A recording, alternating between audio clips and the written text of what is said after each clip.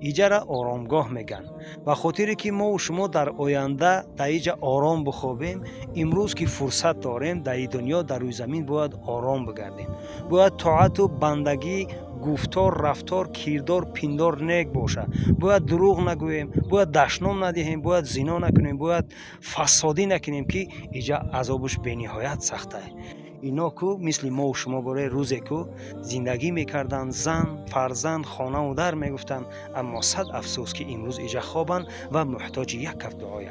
ما و شما در هر کجایی که باید باشیم کو در حق گذشته ها باید دعا بکنیم که آینده ها در حق ما نیز دعا بکنن. در آخر در حق این گذشته ها دعا میکنیم، میگیم که یا رب جمال مصطفی عربی، با حرمت خان و مان و اولاد و نبی، شرمنده مکن روز قیامت ما را، روزی که گناه عاصیان میطلبی.